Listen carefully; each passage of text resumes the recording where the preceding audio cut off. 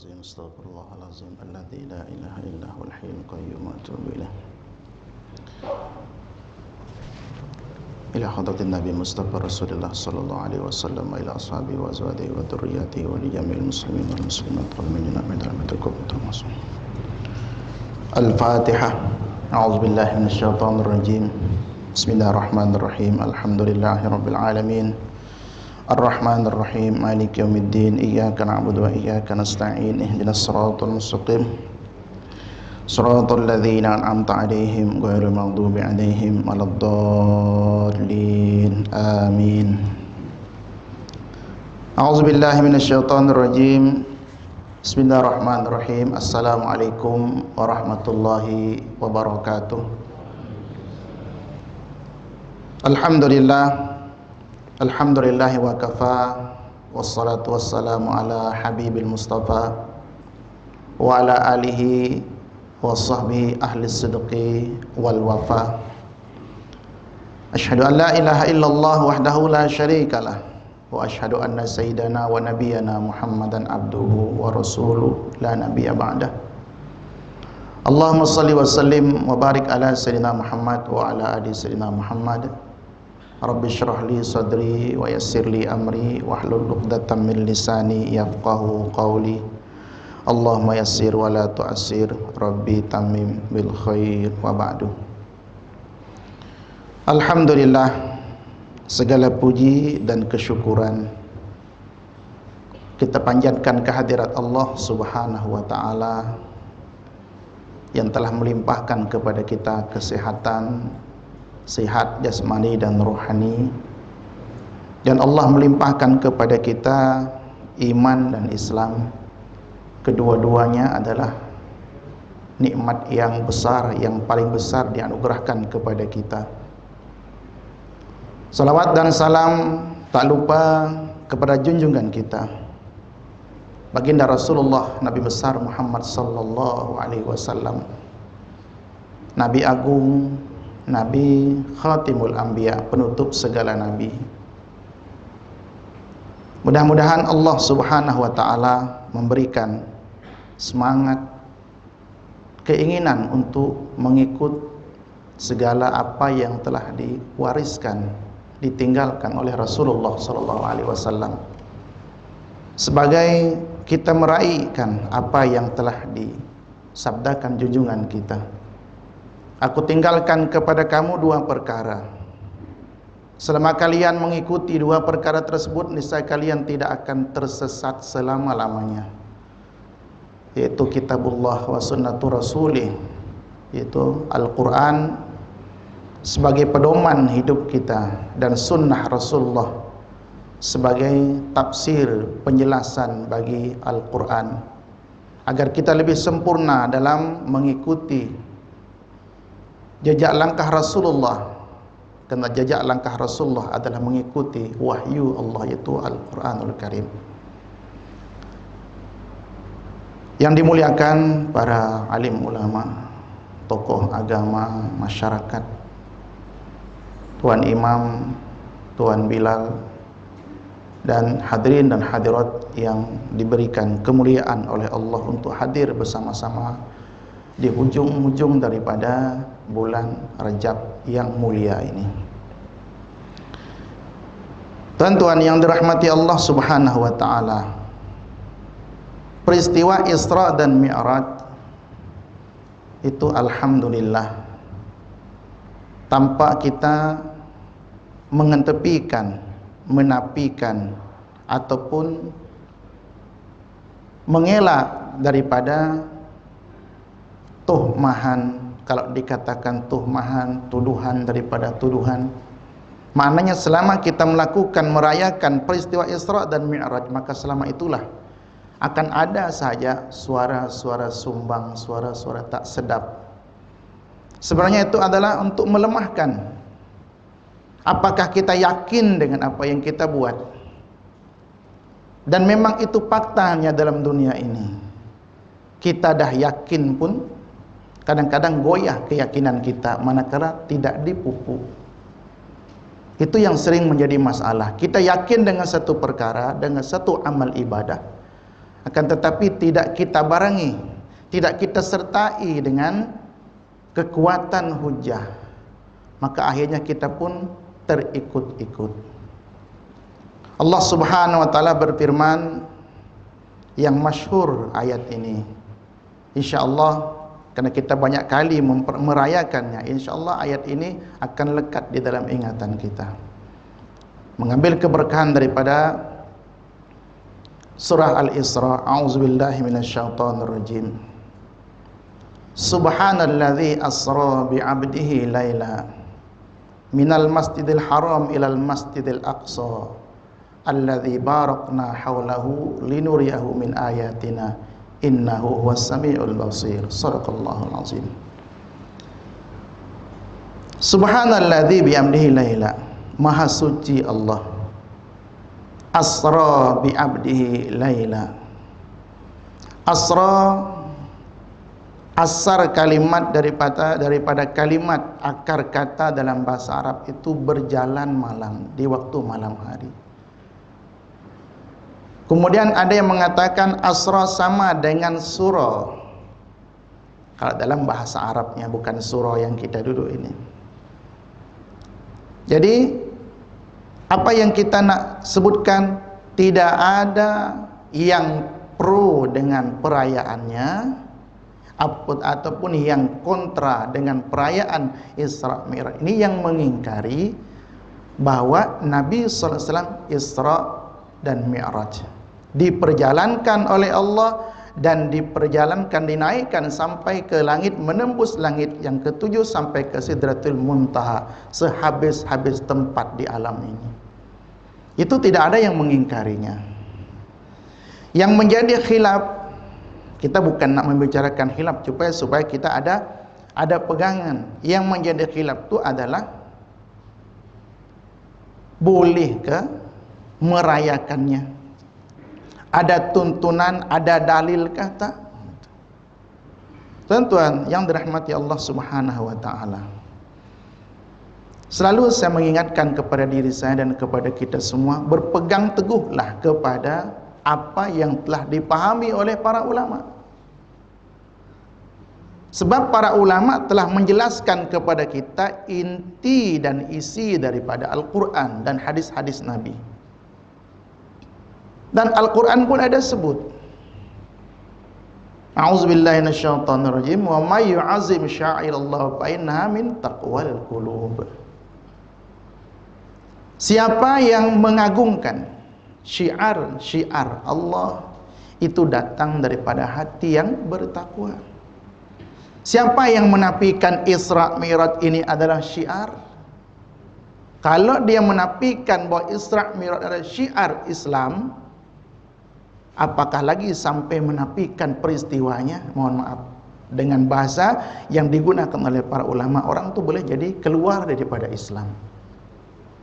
Jadi tidak ada yang menafikan, tidak ada yang menolak kalau kita katakan salah satu daripada syiar Islam itu adalah Isra Mi'raj. Macam mana nak hidup Isra Mi'raj? Apa hanya sekadar kita dah tahu Isra Mi'rajnya? Kita maklum kita diingatkan banyak kali pun kita lupa. Kalau tak ada momen-momen yang bersesuaian dengan peristiwa kejadian, kita tak diingatkan, kita tak akan ingat. Mohon maaf, kita tanpa mengurangi rasa hormat kita kepada sesiapa saja yang berbeza dengan kita ataupun yang pro dengan kita. Takkanlah kalau perayaan selain daripada Isra Mi'raj itu kita berani buat. Tahu hari jadi itu Nabi tak pernah buat dengan yang contoh yang sekarang. Tapi karena kita merayakan itu, karena apa? Sebab di situ ada doa, permohonan, harapan bahwa dengan bertambahnya usia ini pada hakikatnya berkurang itu, semakin berkah umur kita. Maka kita jemput orang datang sempena hari jadi. Sementara kalau nak rayakan Maulid Nabi, kita pun fikir ni Nabi tak pernah ajar. Nak rayakan Isra Mi'raj, Nabi tak pernah beri tuntunan. Kalau kita bertanya, ada apakah sebenarnya? Kalau kita boleh bertanya seperti itu. Kita kembali kepada ayat tadi. Yang mengagungkan, yang diagungkan, yang membesarkan, memang benda itu besar. Maka itu peristiwa Isra Mi'raj ini adalah benda besar, mukjizat. Maka di sini saya menggunakan mengambil kalam ataupun perkataan yang oleh Syekh Said Ramadan Al-Buti. Beliau ulama Ahlus Sunnah wal Jamaah, penulis yang aktif, yang beliau syahid ketika tengah mengajar tafsir, dibom di masjid. Siapa yang melakukannya? Biarlah Allah yang mengetahuinya secara hakikatnya. Tapi kita nak mengambil, beliau banyak memberikan ulasan, huraian tentang kejadian, peristiwa-peristiwa yang di luar nalar kita, di luar kemampuan akal kita berpikir, beliau ulas. Dalam ulasan beliau menyebutkan agar kita umat Islam berhati-hati. Mohon jangan tegang tuan-tuan, relax saja, relax tapi fokus insya-Allah. Nah, saya tak mampu nak buat lucu-lucu memang susah. Kalau tak style lucu memang susah. Jadi kalau nak gelak-gelak sendirilah. Dimaafkan. Jadi Syekh Said Ramadan Al-Buti beliau mengulas. Ternyata beliau mendapati, dan alhamdulillah saya pernah terbaca juga buku tersebut, tapi saya tak maulah sebutkan. Jadi buku itu ditulis oleh penulis Islam. Ya, kalau orang lebihnya mungkin mufakir lah. Mufakir itu pemikir Islam. Kalau tak dikatakan ulama, mufakir. Banyak diterjemahkan kitab tersebut ke bahasa Inggris, bahasa Melayu, ke banyak bahasa, sebab isinya tu memang menggambarkan detail perjalanan Rasulullah, termasuk Isra Mi'raj baginda.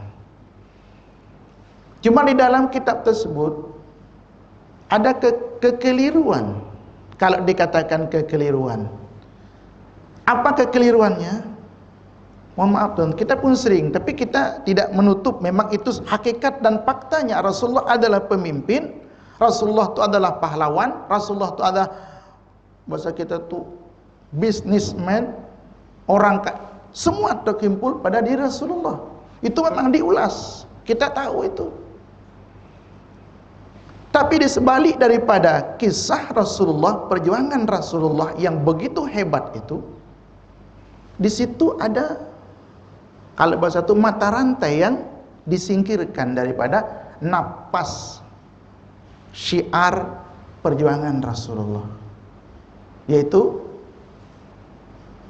istilah mukjizat. Jadi mereka dengan bahasa Rasulullah, jadi seolah mereka nak mengatakan, buanglah mukjizat, istilah mukjizat itu tak terpakai sekarang. Ambillah Rasulullah tu melakukan ini dengan perhitungan yang mantap. Kata Syekh Said Ramadan Al-Buti, ini masalahnya. Digambarkan Rasulullah sebagai pahlawan, sebagai hero, bagus. Tapi manakala berjumpa dengan satu perkara yang memang itu akal tak mampu untuk menyelaminya, kemudian dibahasakan dengan bahasa, ini tak perlulah sangat dibahas ketika masuk kepada mukjizat. Ini mata rantai penting. Maka kita nak bahas sekarang tu, kita combinekan, kita kombinasikan. Kata pengurusi tadi sampai pukul 9.30. Kuat ke? Kita anak muda boleh je. InsyaAllah ya. Ya mungkin maksimum lah 9.30. 9.30 berarti kita ajak Isya, azan nanti, azan dulu kita sambung. Jadi kalau sampai Isya bagi tahu, azan kita sambung. Tuan-tuan yang dirahmati Allah Subhanahu wa taala. Jadi saya nak menitik beratkan kepada mengangkat kembali perkara-perkara yang pada logika kita itu tak mampu menjangkau. Supaya kita kembalikan kepada bahwa logika kita yang tak mampu menjangkau ini, jangan kita menafikan kerja, ada mukjizat kerja Allah Subhanahu wa taala untuk mengiyakan benda itu jadi dan tak jadinya. Maka tuan-tuan rahimakumullah, setelah saya baca tuh 2-3 buku daripada, walaupun tak tamat saya baca tuh, baru saya perasan, ya Allah, kita menggambarkan Rasulullah dengan keperkasaan, kepahlawanan. Rupa-rupanya ada mata rantai yang hilang di situ dalam buku tersebut. Peran wahyu, peran mukjizat yang itu tidak dapat diakali. Tidak dapat akal memikirkannya.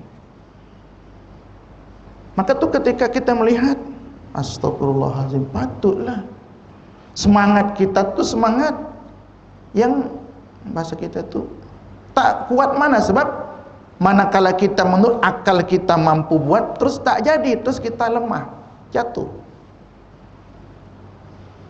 Maka melalui sempena peristiwa Isra dan Mi'raj yang kita peringati pada malam hari ini, kita bangkit.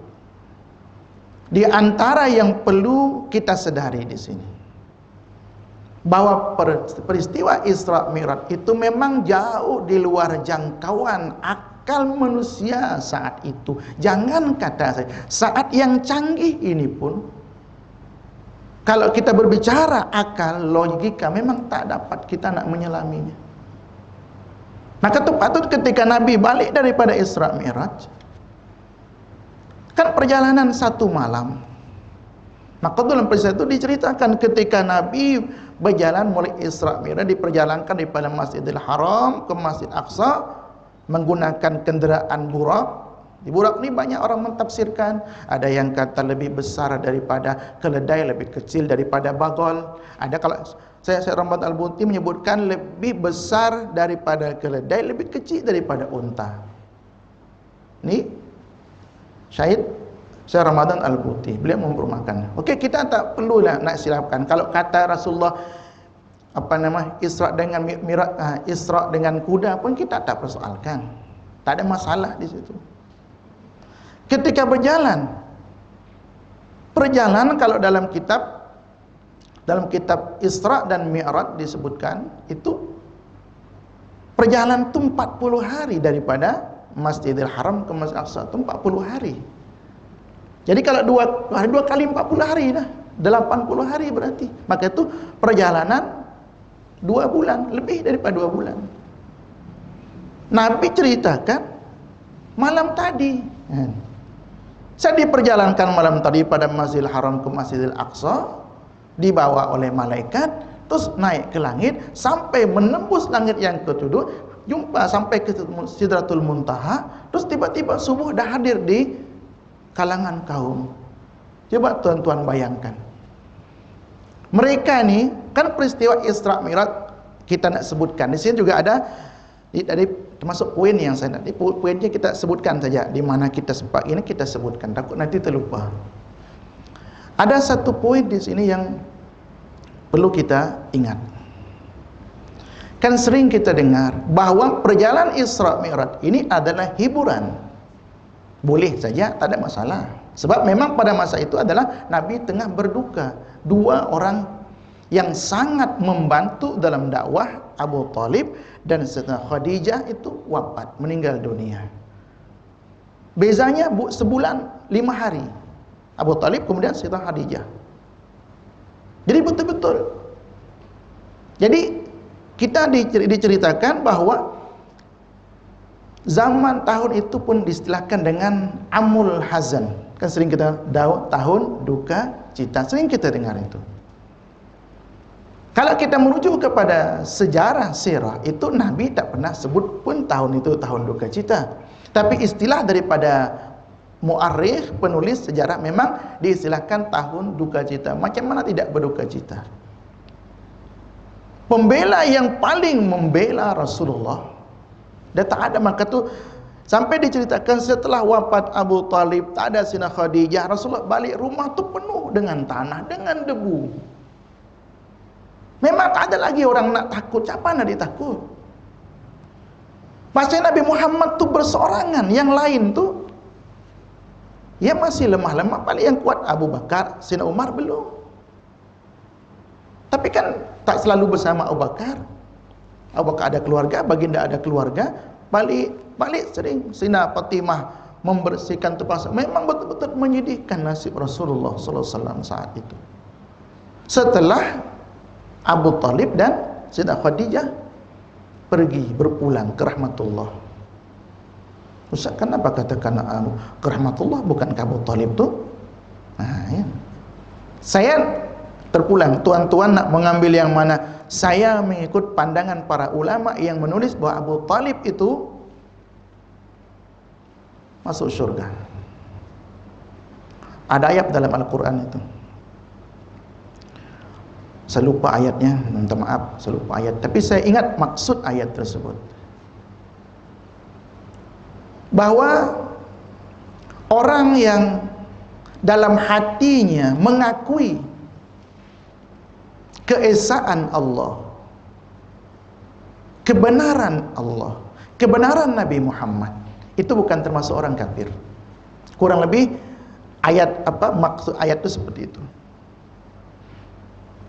Jadi daripada ayat itu maka para ulama katakan bahwa Abu Talib ini termasuk orang yang menerima dengan hati, ikrar terhadap dakwah Nabi, ikrar terhadap ketuhanan Allah Subhanahu wa taala, tapi beliau tidak menzahirkan. Itu salah satu dalil dalam Al-Quran, dan banyak lagi dalil-dalilnya. Oke, kita nak sebutkan di sini, betulkah kalau kita katakan bahwa Isra-nya Nabi Muhammad SAW diperjalankan daripada Masjidil Haram ke Masjidil Aqsa, kemudian naik ke langit sampai ke Sidratul Muntaha, itu adalah hiburan? Kerana ditinggalkan oleh dua insan yang sangat berjasa.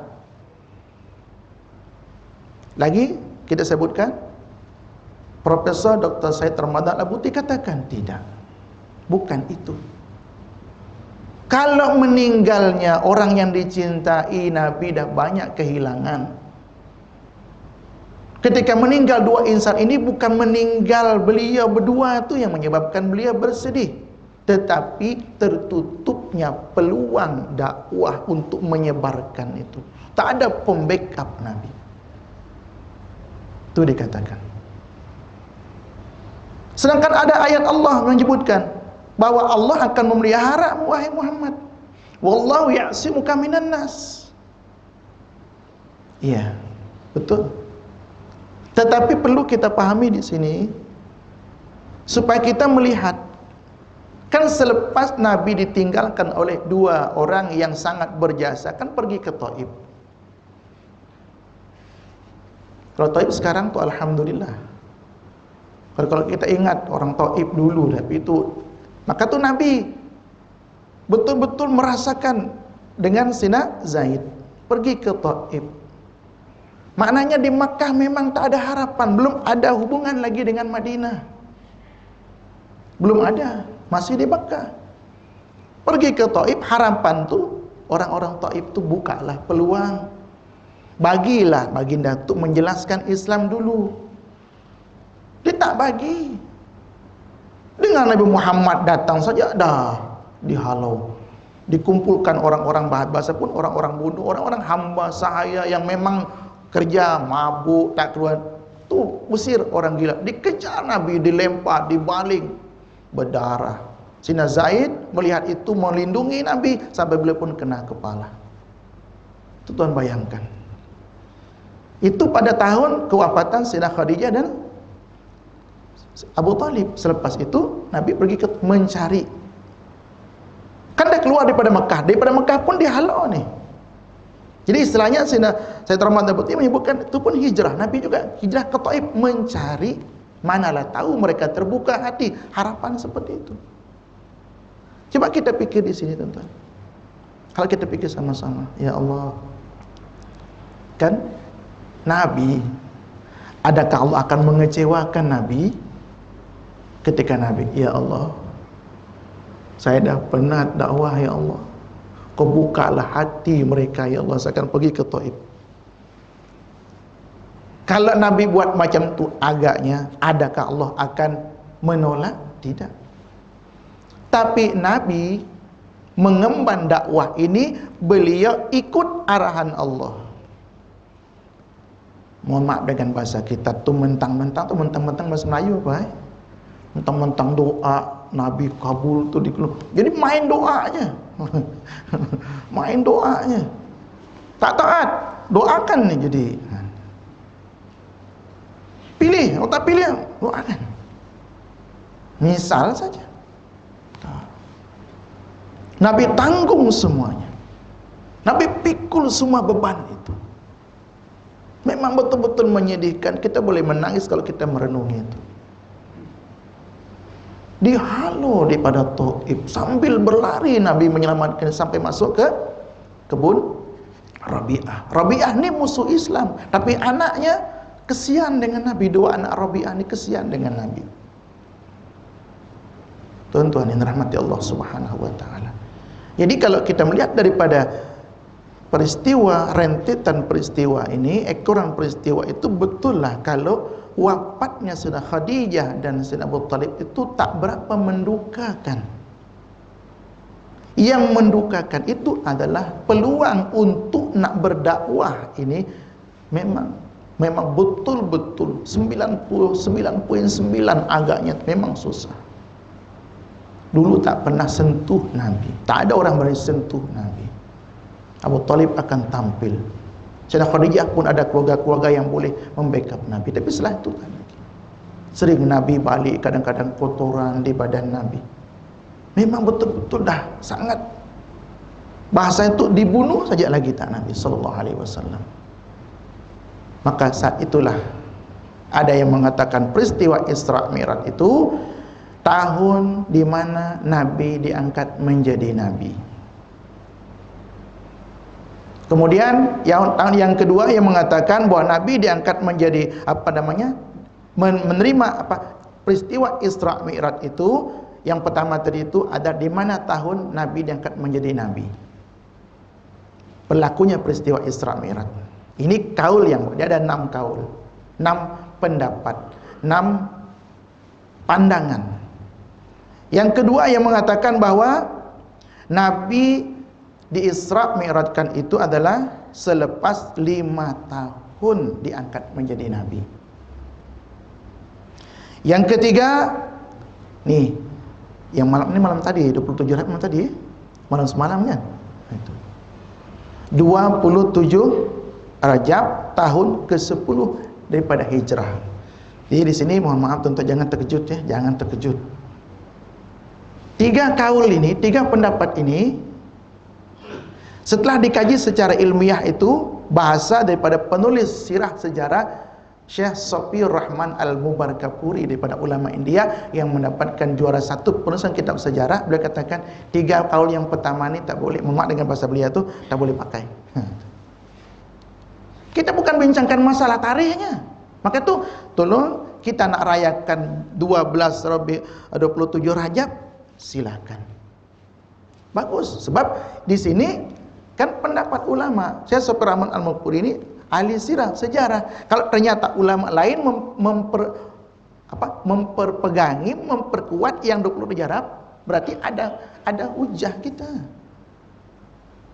Kemudian yang keempat, ada yang mengatakan yang keempat itu adalah dilaksanakan setahun 2 bulan selepas Nabi diangkat menjadi Nabi.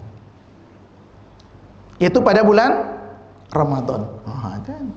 Supaya kita tahu, supaya kita tuh berlapang dada saja. Nak rayakan bila, bahkan habis bulan Rajab, rayakan.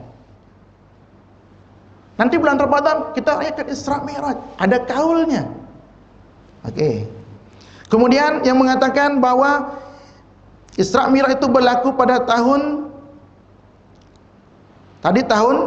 setahun 2 bulan, kemudian setahun 16 bulan.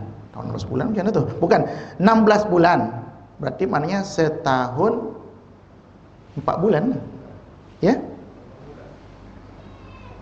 Kalau 16 bulan berarti setahun 4 bulan kan? Ada yang mengatakan setahun 2 bulan. Bulan apa? Bulan Muharram. Tahun ke-13 daripada kenabian. Supaya kita tahu saja Tuhan bahwa ada pendapat yang mengatakan. Jadi kalau nak katakan, tenang, ini mesti tahun bulan 27 Rajab. Kita raikan siapa yang berpendapat ulama. Pada akhirnya apa yang kita pilih? Ketika diletakkan di tarikh itu 27 Rajab, sami'na wa ta'na.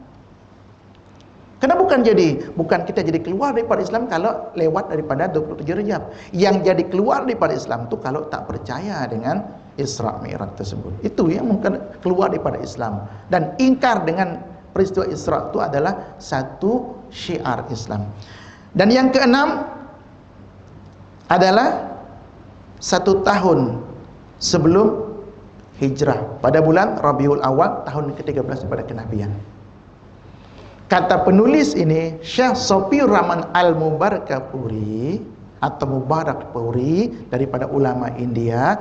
3 yang pertama kata beliau dengan bahasa beliau itu ditolak.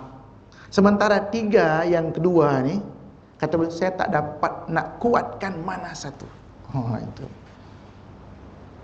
Jadi maknanya memang ada hujahnya. Maka tu kita berlapang dada, dirayakan semalam, rayakan malam ini, besok sepanjang tahun, tak ada problem. Yang begitu kita nak mengambil spirit semangat daripada peristiwa Isra Mi'raj. Tuan-tuan rahimakumullah. Tamat minum dulu.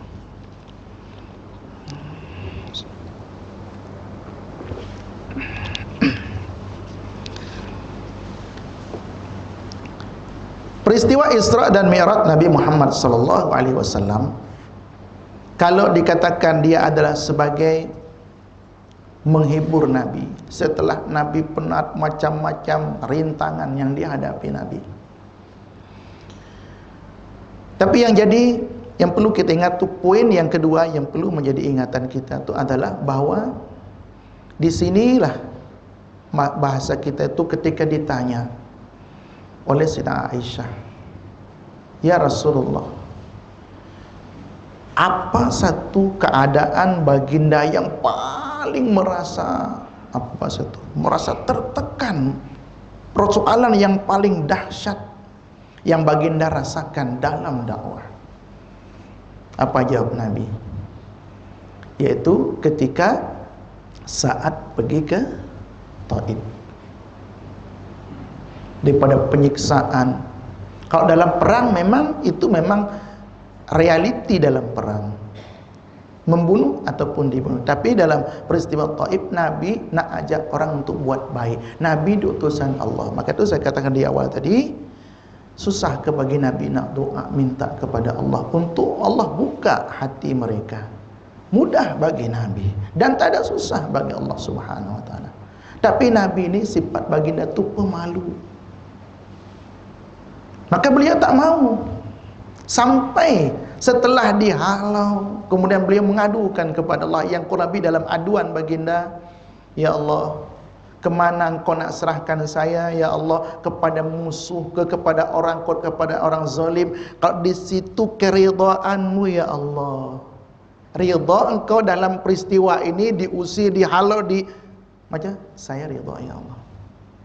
Terketuk hati daripada anak Rabi'ah. Rabi'ah ini musuh Islam. Di awal-awal Islam memang boleh musuh. Tapi anak beliau terketuk hati mendengar ratapan Nabi Muhammad. Maka dimintalah kepada Adas. Adas itu pembantu hamba sahaya yang pada masa itu dia Kristian. Diserahkan, tolong petikan buah anggur itu bagi kepada lelaki itu, kepada Muhammad. Nabi pun makan. Sebelum Nabi makan, bismillah. Nabi baca bismillah. Terkejut Adas. Wahai lelaki, wahai Tuhan, saya tak biasa dengar kalimat itu dibaca. Nabi tanya, kamu daripada mana? Saya daripada kampung yang disebutkan di situ, kampung daripada Nabi Allah Harun. Maka dulu diceritakan bahwa dia Nabi, saya pun Nabi. Saat itu Adas yang Kristian itu mencium kening Nabi, mencium lutut Nabi, dan mencium tangan Nabi. Rasa tadi yang dihalau sampai terluka-luka Nabi rasa terobati. Ada satu orang yang menyejukkan hati Nabi, menerima dakwah Nabi. Paling tidak tu mau dengar, aku ini Nabi. Tuan-tuan rahimakumullah. Nabi berjalan pada peristiwa Isra dan Mi'raj, daripada Masjidil Haram ke Masjidil Aqsa. Setelah dibersihkan qalbu Nabi, dibersihkan, kemudian dibersihkan, dikeluarkan, dibedah dan sebagainya, dimasukkan. Ini sebagai isyarat bahwa kita memang sebelum menghadap Allah itu kena suci, bersih zahir batin. Ini kita dah masyhur kita dengar. Cuma ada masalah yang perlu kita pikirkan, yang saya bukan nak kaitkan, tapi memang itu faktanya, tuan-tuan. Ada masalah apa ketika kita ini solat yang kita laksanakan itu tak boleh jadi, mohon maaf dengan bahasa itu, tak boleh jadi kekuatan kita, tak boleh jadi penenang kita, tak boleh jadi yang sepatutnya Allah sebut dalam Al-Quran. Surah Al-Baqarah, a'udzubillahi minasyaitonirrajim, wasta'inu bis-sabri was-salah wa innaha lakabiratun illa 'alal khashi'in. Minta tolonglah pada Allah dengan sabar dan solat, karena solat ini teramat berat, melainkan kepada orang-orang yang khusyuk, yang takut kepada Allah.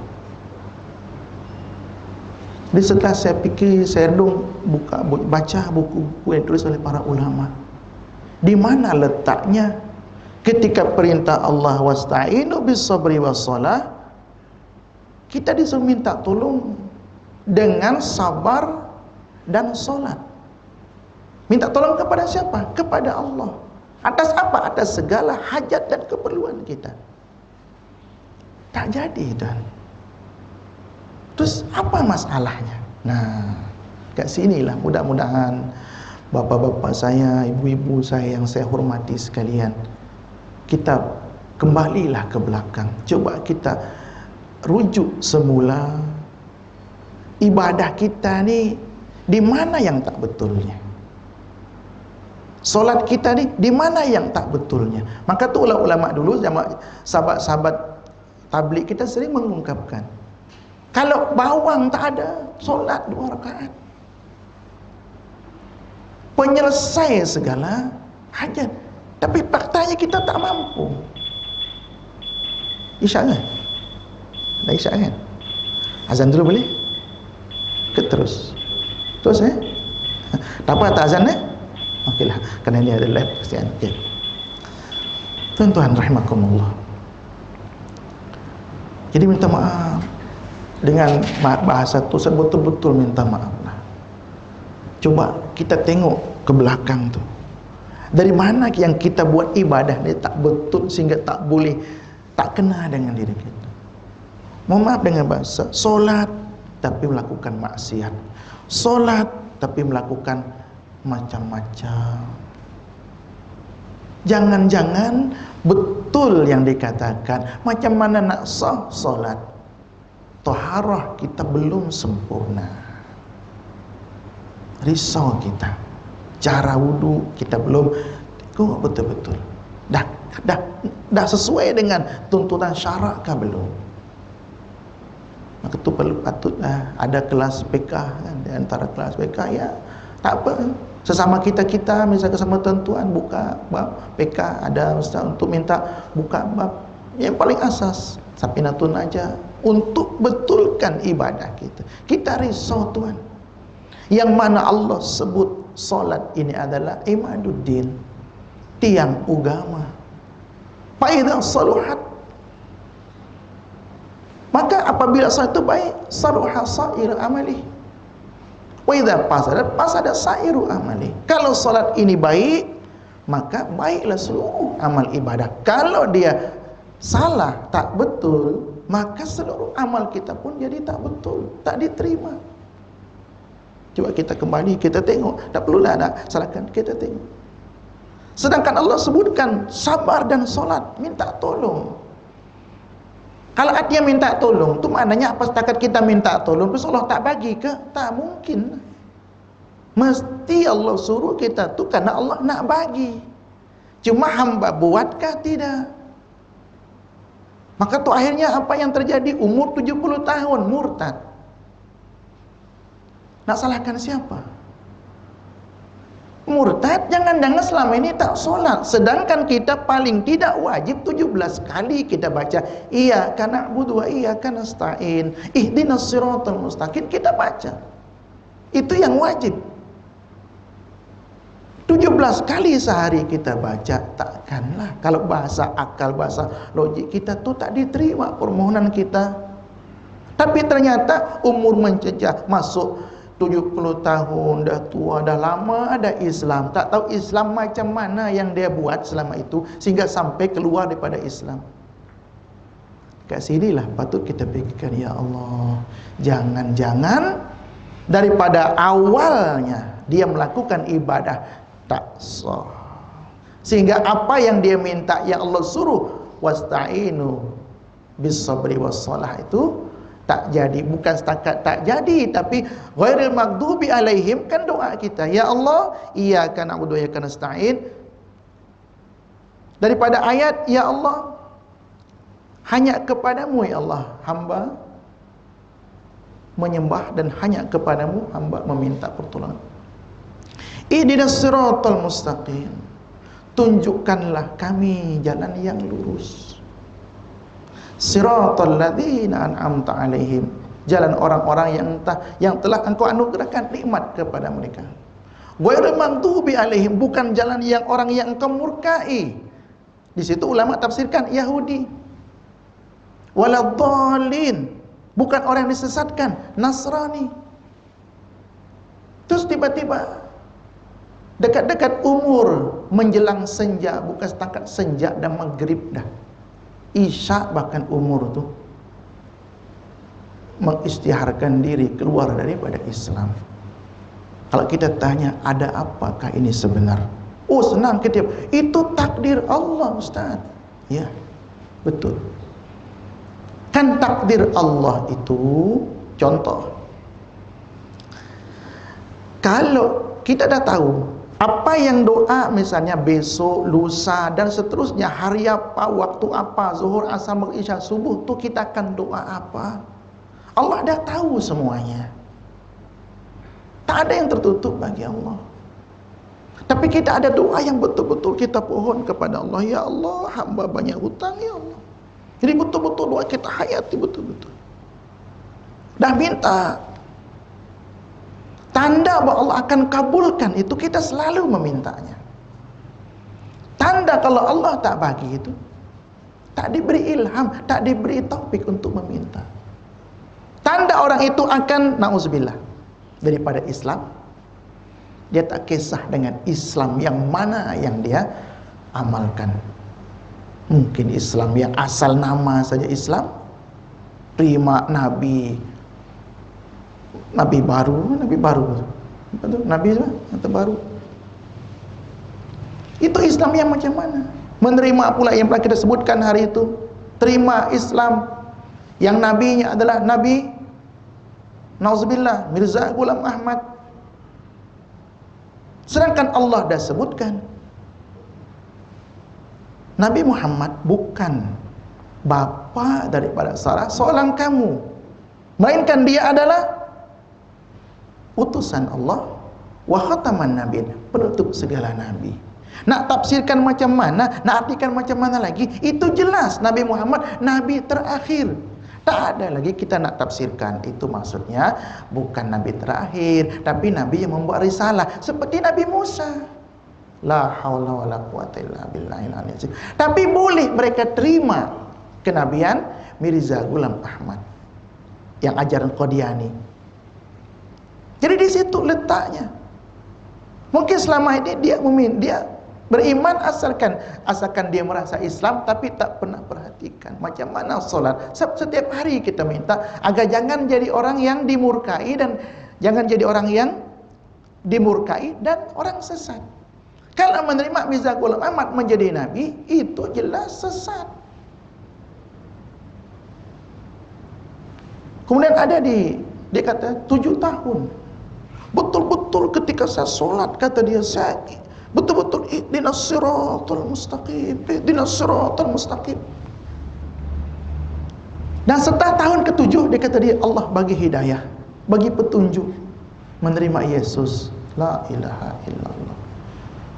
Coba tuan-tuan, mengatasnamakan Tuhan tapi jelas jauh daripada apa yang diperintahkan oleh Allah Subhanahu wa ta'ala. Maka inti daripada Isra Mi'raj ini, macam mana bahasa kita tu peringkat pertama, Nabi dibersihkan, disucikan, dibasuh hati baginda. Nabi dibasuh hati, qalbu, jantung baginda, bukan ada kotoran, tapi dikeluarkan. Kerana setiap manusia itu ada, bahasa kita tu kalau memori itu adalah di situ. Kalau kita beli handphone kah, Android kah, memory card tu di situ tu dah memang disiapkan di dalam itu untuk apa, software kah namanya, yang itu adalah untuk perangkat itu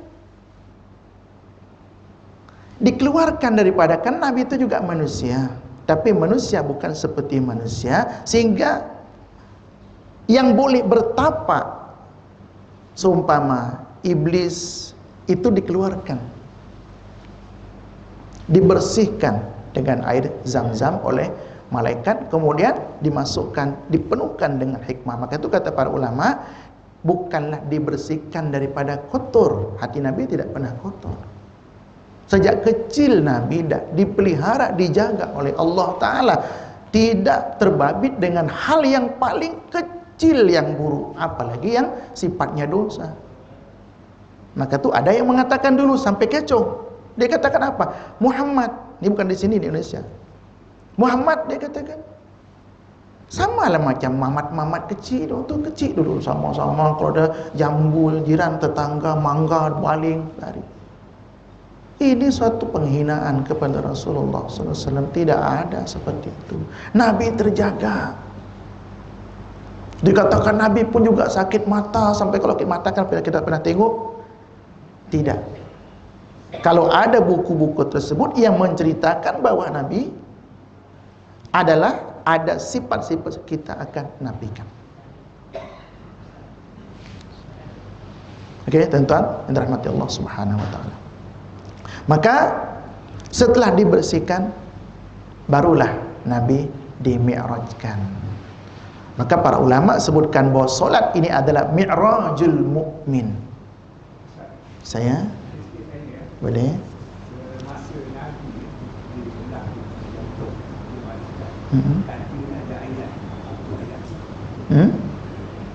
Ada.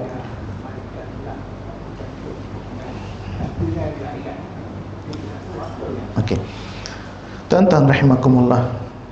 Wallahu alam kalau ayat yang dibaca, tapi sepengetahuan yang saya kaji daripada kitab-kitab sirah dan sejarah,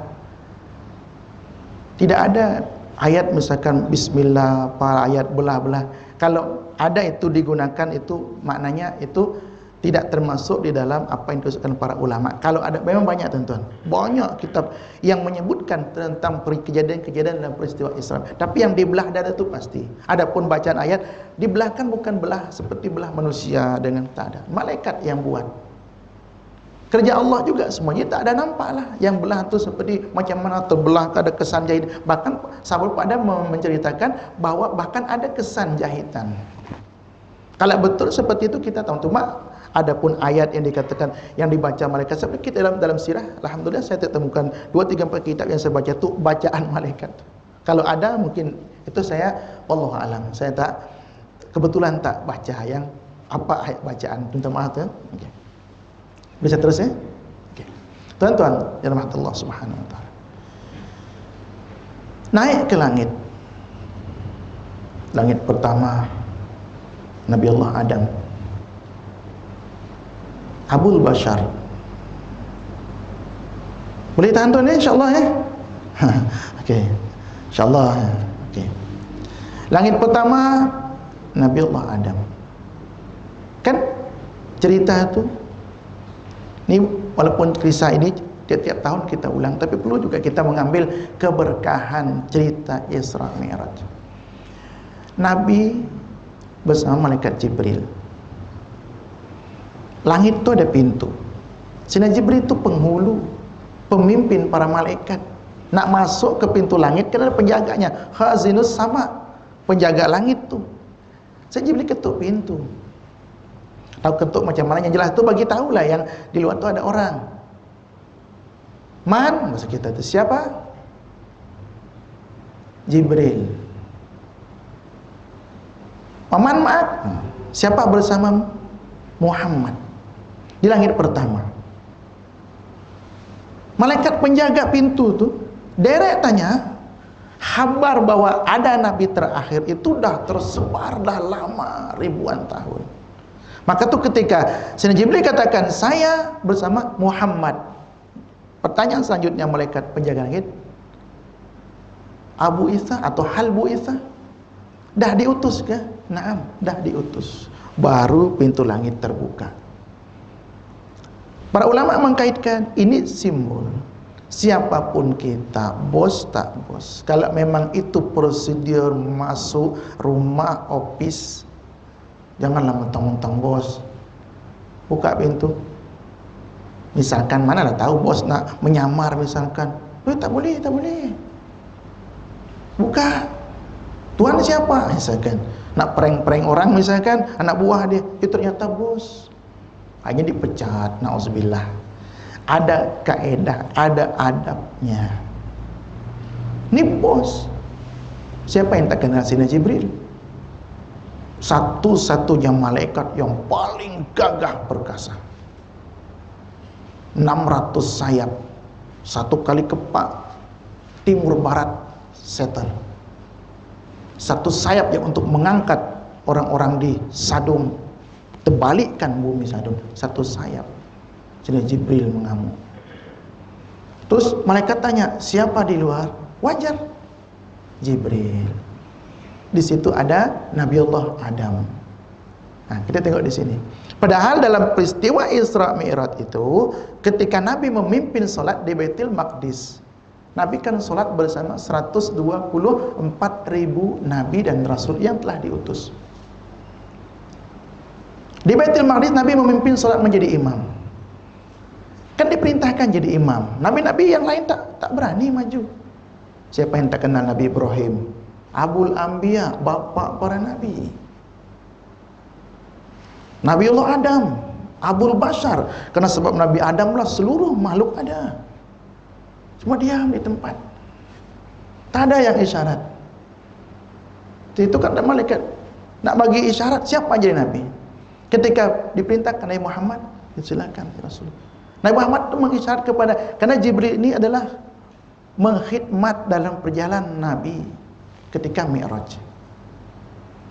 Sebelum Nabi jadi imam maju ke depan, melirik itu bahasa kita tuh isyarat kepada Sayyidina Jibril. Karena Sayyidina Jibril ada isyarat, silakan. Macam tu juga ketika Nabi setelah dicuci basuh, Nabi untuk dihidangkan dua minuman, susu dengan khamar. Nabi dah tahu tak mungkin memilih khamar. Cuma apa adab Nabi ke Sayyidina Jibril, melirik minta isyarat. Pilih yang mana? Pilih yang Nabi dah tahu pilihan mesti susu. Tapi dikatakan isyarat pada Jibril. Ya. Kalau nasib baik, bahasa kita tuh nasib baik baginda pilih susu. Kalau tidak, umat semua akan jadi pemabuk semua. Maka tuan kita risau betul-betul yang anak-anak umat Islam juga, yang mereka yang melariskan jualan-jualan seperti itu. Maka tuan-tuan ya Allah, sedih kita. Umat Islam, ya kan bahasanya mula-mula asal-asalnya membeli minuman tersebut kan untuk ya lepak-lepak dengan kawan. Kita minta pada Allah agar jangan kita terbabit dengan seperti disebut dalam hadis Nabi bahwa minuman keras adalah ummul khaba'is, emaknya kepada segala kekejian. Tapi orang sekarang senang. Memang bentuk dia tak nampak lawak bentuk dia. Tetap lawak, lepas minum itu apa jadi? bertukar. Yang tadi itu manusia, yang sekarang ini bukan lagi manusia setelah minum tuh. Apapun boleh berlaku. Na'udzubillah min zalik.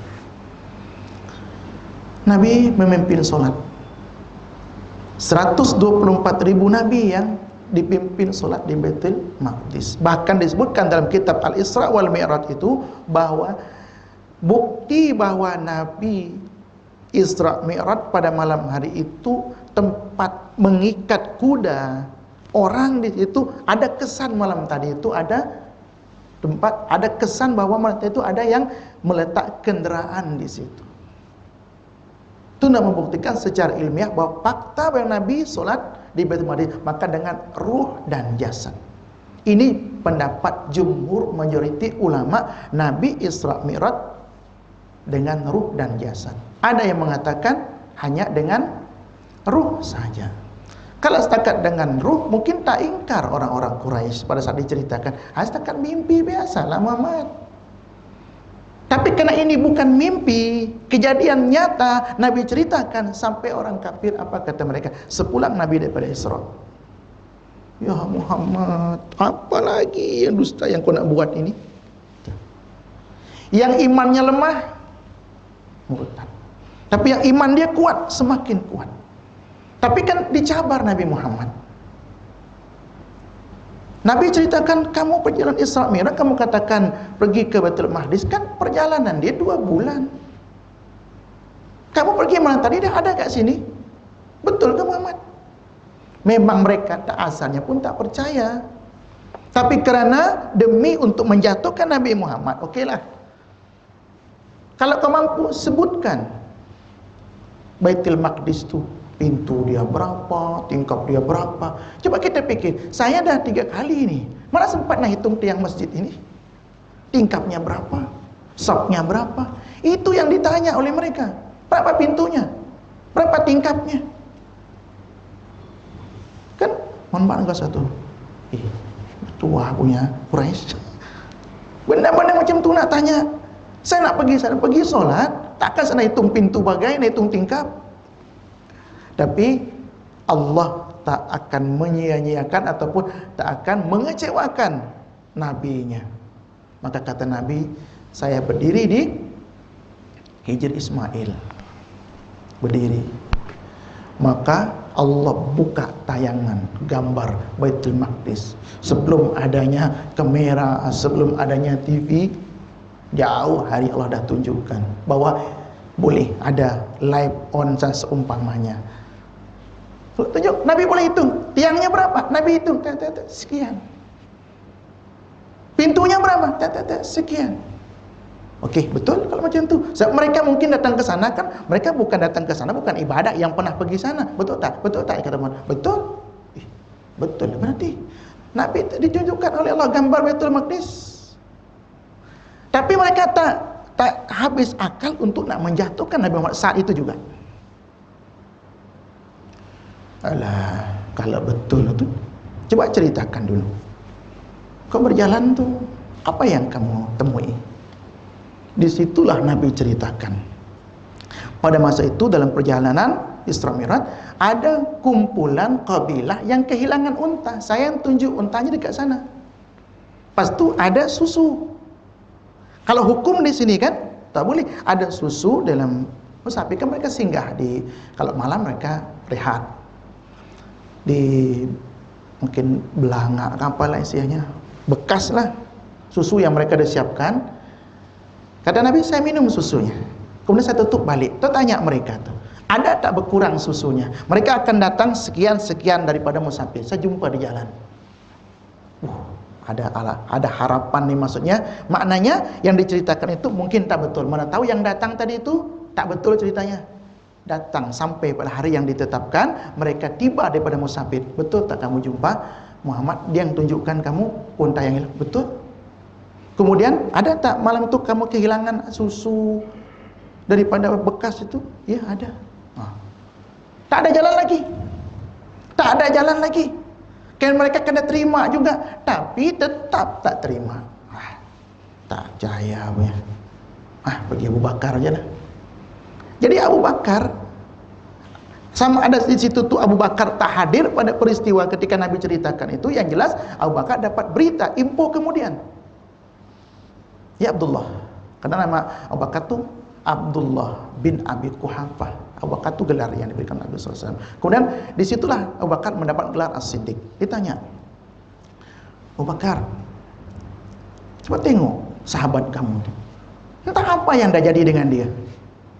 Dia dah hilang ingatan apa kan, tak siuman kan. Dia kata pergi daripada Masjidil Haram ke Masjidil Aqsa, kemudian naik ke langit sampai ke Muntaha. Tiba-tiba ada kat sini. Tak betul kan?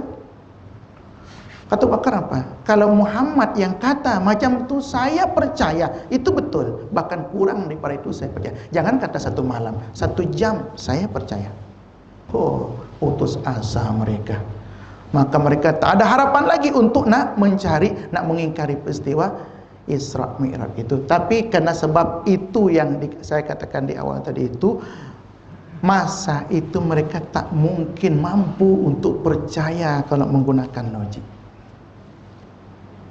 Mereka tak percaya dengan itu adalah mukjizat daripada Allah Subhanahu wa taala. Maka itu yang perlu kita ingat dalam sirah sejarah. Ya Nabi pahlawan, ya Nabi pemimpin, ya Nabi pemimpin dalam keluarga, semua kita contoh daripada Nabi.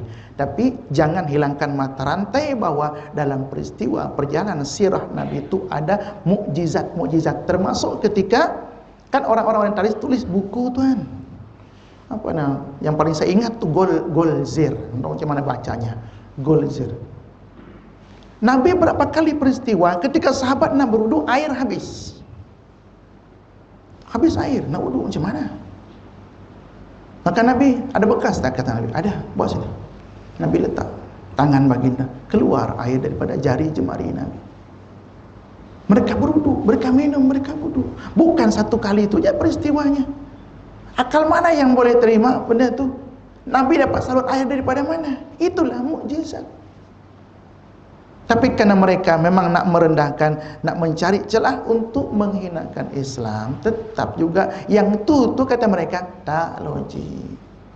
Dan malangnya itu yang saya katakan tadi itu, ramai penulis-penulis Islam itu terikut-ikut sehingga mereka tak mengatakan mengingkari. Tapi bicara mukjizat mereka katakan kalau tak logik tak boleh terima. Hadisnya mutawatir, hadisnya sahih, dalilnya sahih. Nak ingkar macam mana lagi? Hanya apa kata mereka? Mukjizat-mukjizat ni tak perlulah ada istilahnya. Kan? Jadi ayat nak namakan apa? Kejadian luar biasa. Itu mukjizat lah bro. Itu mukjizat lah namanya. Hal yang memang akal kita manusia lemah untuk menerimanya, itulah di luar akal kita. Langit pertama, itu langit pertama. Dah pukul 9, setengah jam lagi. Sabar insyaAllah. Boleh ya? InsyaAllah.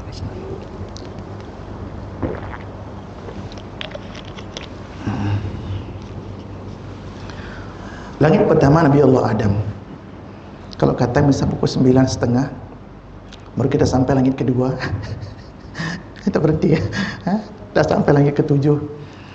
Nabi Allah Adam, apa kata Nabi Allah Adam? Marhaban bi bani salih wan nabi salih. Selamat datang anakku yang soleh dan nabi yang soleh.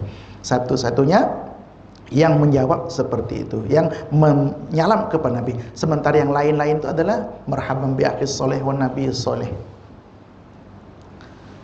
Kemudian Nabi Allah Adam itu ketika meninggalkan Nabi Muhammad setelah sampai langit kedua, langit pertama kan terus berjalan naik ke langit berikutnya. Nabi Adam menangis.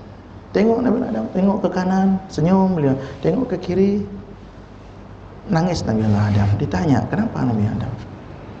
Saya melihat anak-anak keturunanku, kalau ke belah kanan tu mereka yang akan masuk surga. Seronok tengok.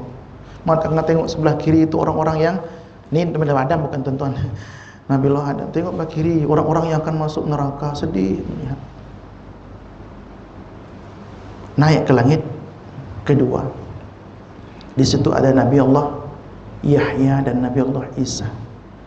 Ternyata tentang kalau kita tengok daripada nabi-nabi yang dijumpai Rasulullah ketika Isra Mi'raj itu naik ke langit itu terutama di langit-langit itu adalah orang-orang yang punya cerita menarik dalam Al-Quran. Nabiullah Adam, Abul Bashar, bapa manusia. Langit kedua, Nabiullah Yahya dan Nabiullah Isa. Kan Nabiullah Isa kita biasa dengar, itu adalah nabi yang tidak ada ayah, lahir dengan kehendak Allah yang ditiupkan ruh kepada rahim Sayyidatuna Maryam alaihi wassalam. Sementara Nabi Yahya itu apa ceritanya? Apa keistimewaannya? Ternyata Nabiullah Isa juga, Nabiullah Yahya anak Nabiullah Zakaria kan. Nabiullah Zakaria dah lanjut usia. Kalau dengan bahasa istri pun dah tua, bukan setakat dah tua, mandul istri Nabiullah Zakaria. Istri mandul, usia pun dah kan dibilang wasta'ala ra'syi saiba. Rambut aku ni dah, kepala dah menyala dengan uban. Berarti bukan muda. Jadi bahasa beliau tu tak mungkinlah ada anak. Tapi beliau tak pernah putus asa berdoa kepada Allah agar dikurniakan anak. Maka Allah khabarkan bahwa kamu akan memiliki anak, istrimu akan mengandung. Itu yang katakan, macam mana saya ada anak? Istri saya tua, kami dah tua, istri saya mandul. Tapi kata Allah Ta'ala, apa susah bagi Allah Ta'ala? Dia khabar oleh malaikat Jibril alaihissalam. Tapi apa tanda kalau nanti itu istri saya dah mengandung itu? Allah sebutkan. Tandanya adalah kamu tidak akan keluar selama kurang lebih 3 hari, tak berbicara dengan orang. Itu tanda istri kamu dah mengandung. Berarti langit kedua Nabiullah Yahya dan Nabiullah Isa. Langit ketiga Nabiullah Yusuf.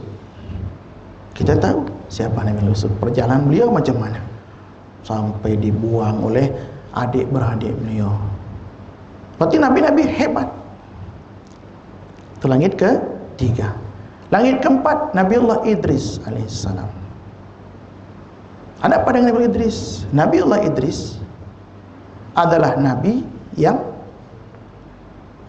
beliau banyak membaca kitab Taurat. Ya, maktamahnya banyak. Kemudian tasbih, zikir. Beliau kan dalam riwayat itu beliau kerja beliau nih tukang jahit. Tiap jahit subhanallah. Maka itu dikatakan dalam riwayat, saya tak rujuk dari cerita itu daripada mana sumber, tapi ada sebagian daripada cerita itu Nabiullah Idris dikatakan bertamu malaikat. Kita tak mungkin menyebutkan Nabiullah Idris itu buat helah untuk tak nak balik ke bumi.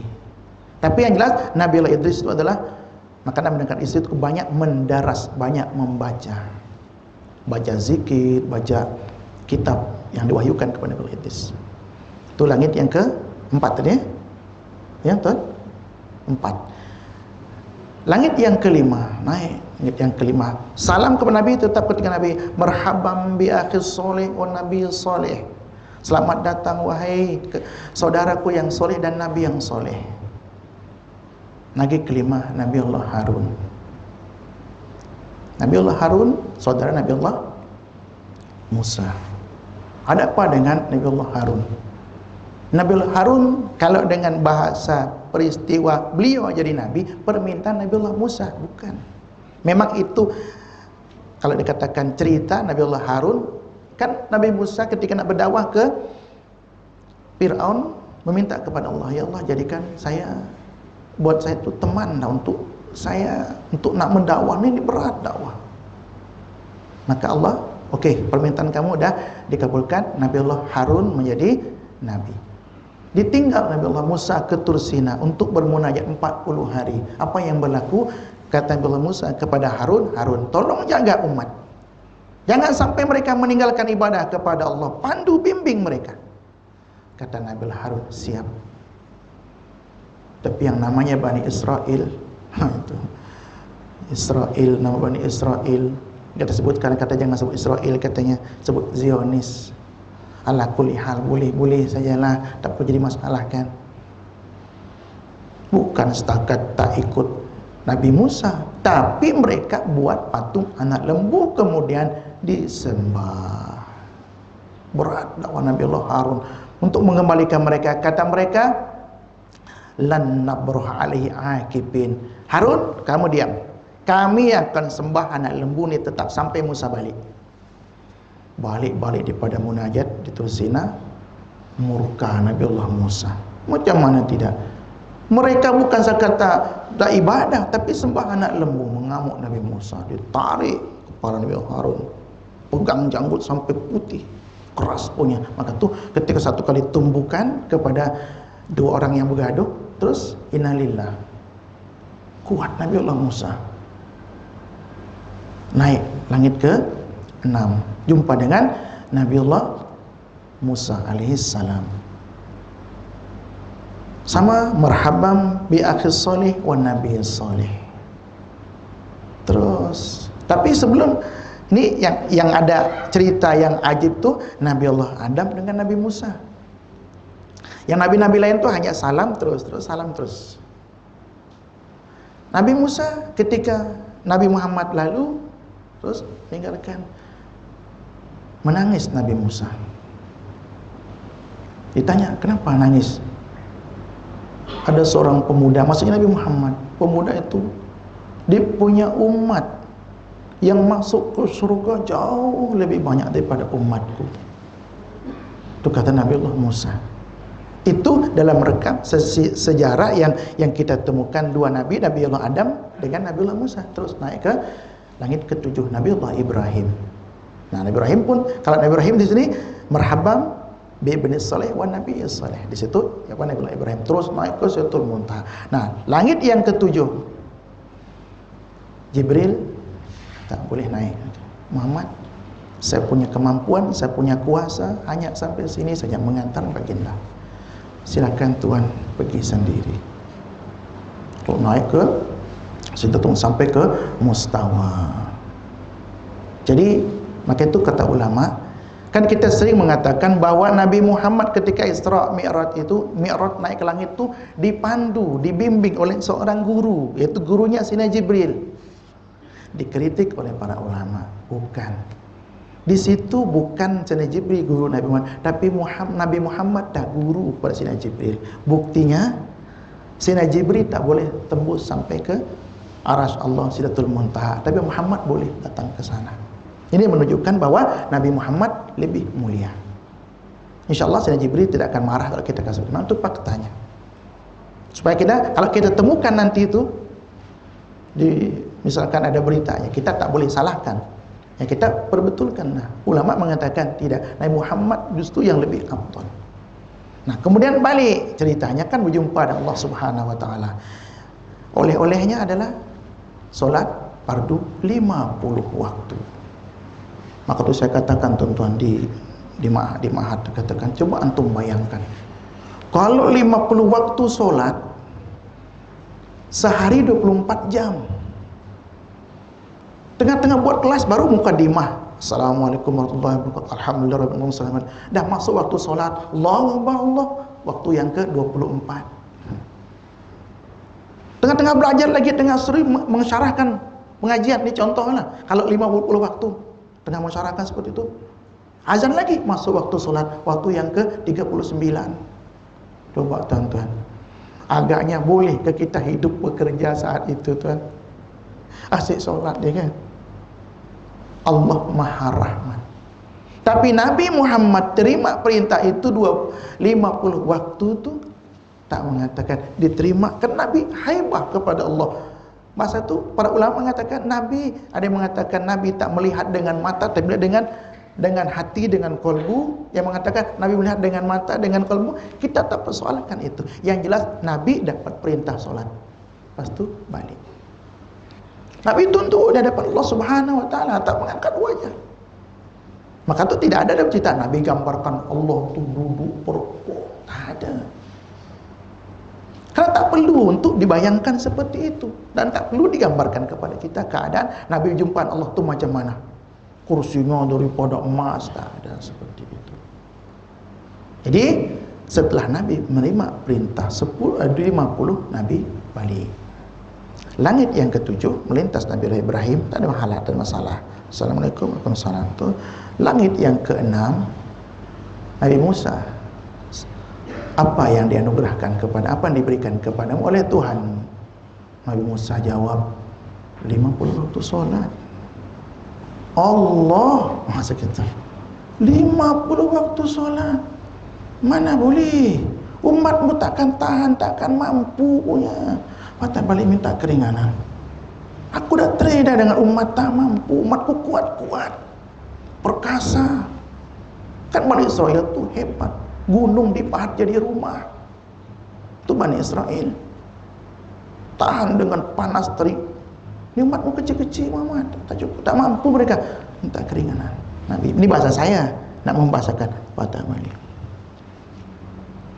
Berulang kali. Maka tu dalam Sahih Muslim, syarah Sahih Muslim ada ceritakan Nabi berulang, dalam kitab ini pun ada, Nabi berulang kali ke tempat jumpa Allah, bukan tempat Allah. Biar jelas. Jadi Nabi jumpa Allah di Sidratil Muntaha. Di situ bukan tempat Allah, cuma tempat Nabi berjumpa dengan Allah Subhanahu wa taala. Orang yang mengatakan Allah bertempat tu, ini jadi dalil bahwa Allah tu di sana, di atas sana. Karena kita tahu bumi ini bulat. Di atas sana berarti bagi siapa? Orang yang di sini, yang di sini, yang di sini. Maka itu Maha suci Allah daripada bertempat, berarah. Di sana tak ada. Imam Muslim sebutkan di mana berjumpa dengan Allah, kembali minta keringanan, kurang 10, kurang 10, kurang 10, sampai kurang 5, baki 5 waktu. Setelah baki 5 waktu, Nabi Musa minta lagi kurang. Itu berat, masih berat lagi kepada umatmu. Ternyata betul kan? Betul. Berapa ramai saudara kita yang sampai hari ini masih solat itu belang apa namanya? Belang kambing, masih ada kambing belang. Tahu belang apa namanya? Saking susahnya. Maknanya ada masih yang belum tahu solat, umat Nabi Muhammad. Mohon maaf dengan bahasa, semangat merayakan Isra Mi'raj, semangat mereka maulid Nabi, tapi solat tidak. Tuan-tuan rahimakumullah. Maka itu juga perkara-perkara yang asas solat ini kita jaga sama-sama. Dan Allah pun sebutkan dalam Quran tadi, wasta'inu bis-sabri was-shalah wa innaha lakabiratun illa 'alal khashiyin. Dan solat ini memang susah, memang berat, melainkan kepada orang-orang yang khusyuk, yang takut pada Allah saja yang mampu menjalankannya. Tapi setelah kita mampu datang untuk solat, kita tak boleh sombong, kita tak boleh angkuh, kita tak boleh ujub mengatakan alhamdulillah saya jadi orang yang khusyuk, rupanya mampu saya solat. Itu adalah anugerah Allah. Berarti Allah nak pilih kita untuk menjadi hamba-Nya yang layak mendapatkan rahmat. Maka kita pohon sentiasa rahmat Allah. Di saat kita berdoa, tuan-tuan, lepas solat jangan kita tak berdoa. Paling tidak tu doa, ya Allah, ya Allah, ya Allah, dengan berkat ibadah hamba ni, ya Allah, jadikanlah hamba husnul khatimah. Ibadah kita tak banyak, sangat sedikit, juga dengan campur dengan malasnya. 24 karat. Bukan hanya emas 24 karat, malah kita 24 karat. Tapi kita buat juga, itu kita berdoa, Pak, yang kau terima, inilah yang mampu hamba buat. Tapi sambil kita mempelajari mana yang tak betul daripada ibadah solat kita. Kita takut solat kita masuk scan. Kalau passwordnya salah, tak boleh masuk. Masuk okey, syarat dia betul dah, Muslim. Tapi Muslim setakat tak kekal dalam neraka. Tak kekal dalam neraka artinya nanti itu akan dikeluarkan, tapi entah bila. Kot-kot dengan bahasa dunianya, dah penat orang duduk dalam neraka, baru dikeluarkan. Kita tak mau. Dalam hadis disebutkan, punya pedih, punya dahsyat jilatan api neraka. Jangan kata masuk, jilatan set macam tu saja. Kalau ternyata perumpamaannya itu diberikan dunia 1000 tahun umur di dunia, tak pernah merasakan nikmat, tak pernah merasakan kesengsaraan, nikmat selama 1000 tahun, disentuh oleh api neraka sekali, hilang nikmat yang 1000 tahun itu. Macam mana dahsyatnya api neraka. Jadi kata para ulama, bukan kata ulama, kata-kata orang-orang yang orang tua-tua kita dulu, kalau kamu nak tinggalkan solat, silakan anak. Tapi ayah nak kamu teruji diri kamu dengan satu perkara. Kalau kamu dah mampu, silakan tak sembahyang. Apa itu ayah? Buka dapur gas itu, duduk kat situ. Yang buat sate itu, kipas, duduk kat situ, tak perlu lama-lama, cukup celupkan, set. Kalau kamu mampu tahan, jangan berteriak, silakan tak sembahyang. Itu belum apa-apa panasnya bara api dunia, baru asap api neraka. Macam mana dengan api neraka? Ketentuan yang dirahmati Allah Subhanahu wa taala. Oleh Rasulullah daripada Isra Mi'raj adalah solat 5 waktu. Betul berat. Maka itu kalau masih kita rasakan solat ini berat, berarti kita masih manusia yang dipilih oleh Allah. Tapi kita jangan, kalau berat kita tinggalkan, kita paksa. Sampai pada satu masa nanti itu kita nak solat je. Bila tu? Mohon maaf, biasanya perkara ini datang di saat kita sakit, baru terasa nikmatnya sehat. Di saat kita sakit baru terasa nikmatnya sehat. Ya Allah, apa tadi sakit gigi? Oh, sakit gigi tuan. Orang bercakap biasa nak tumbuh kan. Tu benar orang bercakap tu. Jangan kata menyanyi. Kita tengah sakit dia boleh lagi buka. Oh, sakit subhanallah. Sakit tu kita nak solatlah. Oh, dah sakit.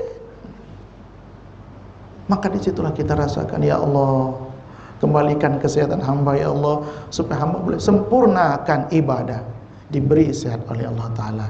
Macam biasa lagi, tak ada pun perubahan. Maka itu tuan-tuan, kita berazam daripada malam hari ini, kita laksanakan solat dengan sempurna, wudhu dengan sempurna, taharah dengan sempurna, betul-betul kita basuh anggota. Niat wudu kena betul. Jangan bercakap ketika wudu. Usahakan kalau boleh itu jangan wudu di dalam tandas, karena kita tak boleh berzikir dalam tandas. Paling kita boleh niat saja. Tapi kalau ternyata rumah kita macam tu, hanya ada bilik air di tandas, ya niat sajalah. Tapi jangan kerap-kerap. Kalau boleh kita buatlah di luar untuk kita berwudu, supaya kita boleh auzubillahi minasyaitonirrajim, bismillahirrahmanirrahim. Nawaitu, boleh kita berzikir, kita doa, ya Allah kan. Karena kita sebut Allah. Tapi kalau kita dalam tandas, paling dalam hati je, ya Allah. Dalam hati kita, ya Allah, Engkau berikanlah kitab tangan catatan amal hamba daripada tangan kanan dalam hati kita. Jangan masuk tangan kiri, ya Allah. Jangan Kau berikan kitab catatan amalku daripada tangan kiri, apalagi daripada belakang. Orang yang menerima catatan amal daripada belakang, dia tak boleh berpusing balik kitab itu. Maknanya dia kena terima daripada belakang juga. Kiri dah celaka, apalagi daripada belakang. Yang betul daripada depan ataupun kanan. Dan orang yang ditakdirkan oleh Allah mendapat catatan amal daripada tangan kanan, orang yang menjaga solat. Maka kita nak supaya nanti ketika diserahkan kitab itu, dia mungkin kitab terbang menuju tuannya. Tuannya ambil. Kalau kita ambil daripada tangan kanan di depan tu, boleh kita bayang isinya mesti baik-baik belakang. Baik-baik. Tapi kalau daripada tangan kiri belakang, ya Allah. Daripada muka surat awal lagi, Allah. Maka disuruh baca kan? Baca. Saya sekian, saya sekian. Dia berhenti malu. Kenapa berhenti? Baca. Kita tak mau malu kita dipertonton ke dalam khalayak ramai. Maka selagi kita masih ada umur, ada kesempatan, jom kita sama-sama. Kita sama-sama tuan-tuan ramaikan surau kita ini. Kan kita dah selama ini meminta, ya Allah bila dibuka surau, ya Allah bila nak. Karena Allah dah berikan laluan kepada kita, surah dah dibuka, bawalah jiran tetangga. Penuhkan solat fardu 5 agak sempurna supaya betul-betul Nabi seronok melihatnya. Buat forum Isra Mi'raj, tapi hasil daripada Isra Mi'raj itu tak berapa. Mohon maaf dengan bahasa haji yang dah berumur tu yang mungkin boleh. Sementara yang gagah dan sehat, gagah dan sehat tu entah bagaimana. Yalah, gagah sehat nanti ya. Sehat lagi. Itu bolehnya kat rumah. Isteri anak boleh. Kalau semua berfikir macam tu, kenapa tak dari dulu sahabat buat macam tu? Sahabat itu untuk berjalan sampai bahasa Nabi ketika hari raya kebetulan hari Jumat. Nabi kata apa? Yang dah solat ni kan hari Jumat rayanya. Jadi kata Nabi, siapa yang dah raya, dah solat Id hari ini pagi ini, nanti solat Jumat tu boleh, tak solat pun tak mengapa. Sebab Nabi melihat mereka jalan untuk pergi ke Masjid Nabawi itu jauh perjalanannya. Itu yang Nabi berikan rukhsah itu. Sekarang tu diamalkan hadis itu. Sedangkan kita ada kenderaan, kita ada, Allahu Akbar. Kalau bab nak cari helah, kita suka. Oh, Nabi sebut dalam hadisnya, kalau dah solat Id hari Jumat, tak perlu solat Jumat. Hadisnya sahih. Oh, dipakai terus. Tak tahu dia punya illah tu. Dulu tu Nabi tengok susah, sahabat datang. Makna rumah mereka tu jauh daripada Masjid Nabawi, tapi datang juga. Dan itu Nabi pesan. Nabi SAW ni yang terakhir dalam 7 minit. Jam saya 9:23. Itu 7 menit lagi. Saya rasa nak kumpulkan kayu bakar. Nak bakar rumah-rumah mereka yang tak datang solat berjamaah. Yang ini dipakai oleh para ulama bahawa menunjukkan bahawa solat fardu 5 waktu berjamaah itu fardu ain. Ikut jumhur ulama. Bukan ijma'. Mazhab kita alhamdulillah ringan sikit. Fardu kifayah. Makanya kita ada yang buat, yang lain tak payah.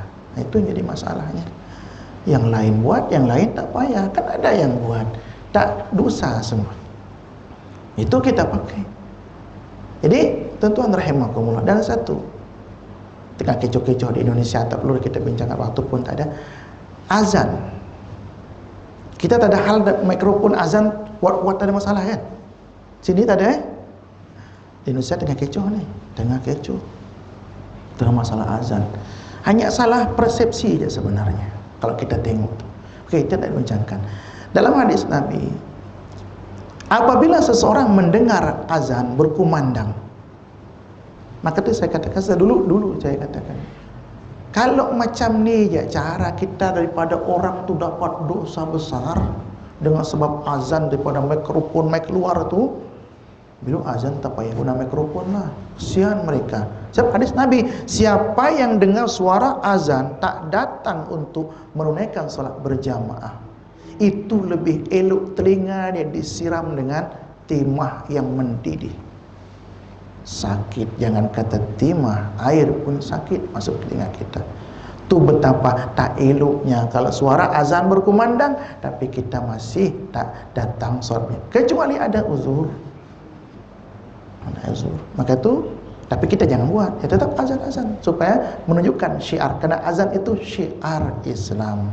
Manakala azan itu dipersoalkan dengan guna mikrofon luar, takut nanti itu, sehingga betul orang yang mengatakan, oh, kuat suara azan pun tak datang. Lagilah tak pakai mikrofon, ada alasan kan, tak dengar azan pula dah. Kita tak mahu perkara-perkara itu jadi helah alasan orang-orang yang pemalas. Maka itu tuan-tuan rahimakumullah, azan berkumandang itu berarti panggilan untuk kita mi'raj. Kena solat itu mi'rajul mukmin. Tak lama masanya. Kalau memang kita sibuk zikir, ya zikir sambil jalan. Assalamualaikum warahmatullahi wabarakatuh, Assalamualaikum warahmatullahi wabarakatuh, Astagfirullahaladzim, Astagfirullahaladzim, la ilaha illallah, 3 kali. Lepas tu sambil jalan Allah mantas salam, kita sambil Allah melantas jalan. Kalaulah, tapi tunaikan solat berjamaah. Jangan kita wakilkan pada orang. Di pahala nanti mana boleh wakil-wakil. Ini bab pahala ceritanya. Jadi kita buat, mudah-mudahan perbuatan kita itu menggembirakan Rasulullah sallallahu alaihi wasallam. Jadi peristiwa-peristiwa yang berlaku pada peristiwa Isra Mi'raj, 3 menit lagi jam saya. Okey. Kalau boleh sebutkan sedikit di sini di antaranya. Nabi melihat orang yang makan, tukang makan harta anak yatim secara zalim itu, perut dia kamasyapiril ibil. Manusia tapi perut sebesar perut unta. Macam mana? Yukdzapuna fi afwahim qit'an minan nari kal abhari. Perut menggelembung seperti perut unta, dimasukkan ke dalam mulut orang pemakan harta anak yatim itu, kemudian api itu keluar daripada punggungnya. Panas, maknanya hancurlah dalaman. Kemudian yang wara'a akalatar riba lahum butunun kabiratun. Pemakan harta riba. Na'udzubillah min dzalik.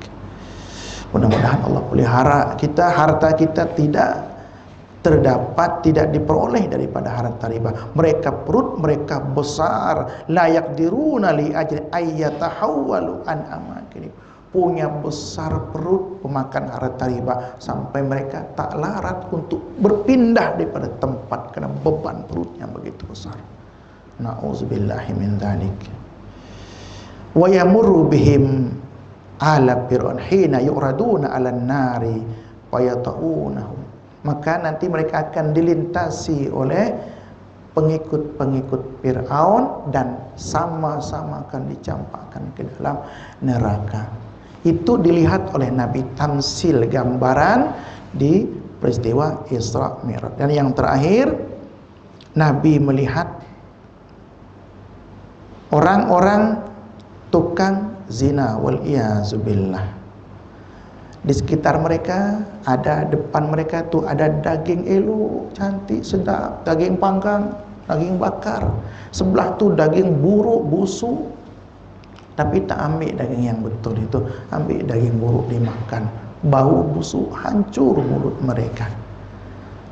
Nabi tanya siapa mereka? Mereka adalah orang-orang yang di dunia, mereka orang-orang yang na'udzubillah min dzalik. Mereka seperti mereka meninggalkan makan yang baik, makan yang buruk adalah orang-orang yang yatrukuna taib as-samin. Mereka tinggal, dan disebutkan tamsil orang-orang yang berzina. Seperti orang meninggalkan makanan yang baik, yang elok, yang fresh, pilih makanan yang dah berulat busuk. Wal iyazubillah. Itu antara banyak yang disebutkan, tapi berhubung waktu kita dah 9.30 tepat. Cukup insya-Allah. Insya-Allah. Jadi bukan habis di sini peristiwa Isra. Nanti kalau ada pertemuan lagi kita bincangkan lagi lah, kita sebut, kita singgung, kita sentuh-sentuhlah supaya semangat spirit Isra Mi'raj ini tidak hilang begitu saja. A'udzubillahi minasyaitonirrajim. Bismillahirrahmanirrahim. Alhamdulillahirabbil alamin. Allahumma shalli wa sallim wa barik ala sayyidina Muhammad wa ala ali sayyidina Muhammad. Allahumma anfa'na bima 'allamtana wa 'allimna ya Allah ma yanfa'una, zidna ya Allah ilman nafi'a wa rizqan wasi'a, halalan thayyiban wa amalan mutaqabbala. Rabbana taqabbal minna innaka antas samiul alim wa tub 'alaina ya Allah ya maulana innaka at-tawwabur rahim. Rabbana atina fid dunya hasanah wa fil akhirati hasanah wa qina adzabannar. Wa sallallahu alaihi Muhammadin wasallam. Amin amin. Walhamdulillahirabbil alamin. Minta ampun, minta maaf atas segala kesilapan dan kekurangan. Terima kasih atas segala perhatian. Hadanallahu wa iyyakum ajma'in. Billahi taufiq wal hidayah. Wassalamualaikum warahmatullahi wabarakatuh.